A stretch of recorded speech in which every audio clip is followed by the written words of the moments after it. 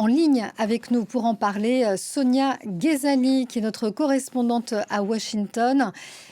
Bonsoir Sonia. Peut-on parler aujourd'hui d'un revirement de Donald Trump sur ce dossier ukrainien?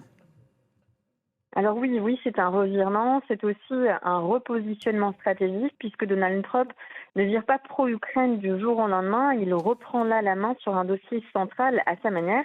Il propose une aide militaire mais dans une logique transactionnelle, presque comme un levier de négociation.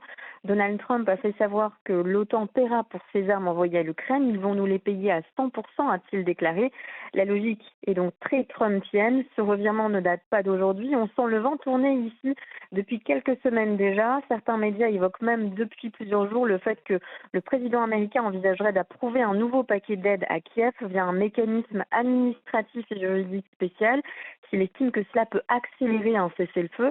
Ce qui est nouveau en revanche, c'est le contexte politique, puisqu'au Congrès, certains républicains parlent désormais de réactiver ou de renforcer les sanctions contre la Russie.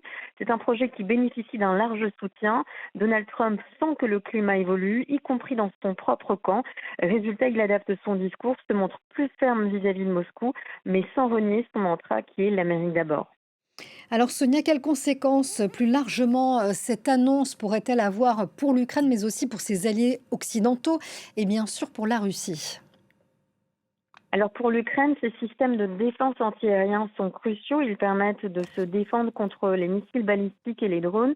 Et l'Ukraine en a plus que besoin puisque le pays fait face depuis des mois à une intensification des attaques aériennes de la Russie.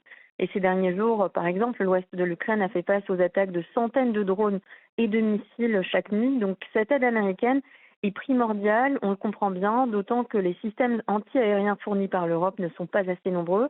La Russie, elle, a réagi. Moscou accuse Washington de, je cite, sponsoriser des terroristes. On assiste clairement ici à une montée des tensions diplomatiques.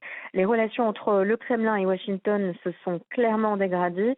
Donald Trump n'a d'ailleurs pas caché son mécontentement vis-à-vis de Vladimir Poutine, dont il a dit, je cite, il parle gentiment et ensuite il bombarde tout le monde le soir. Donald Trump visiblement agacé, lui qui rencontrera ce lundi le secrétaire général de l'OTAN à Washington, et le président américain doit aussi faire une déclaration, comme vous le disiez, déclaration très attendue au sujet de la Russie.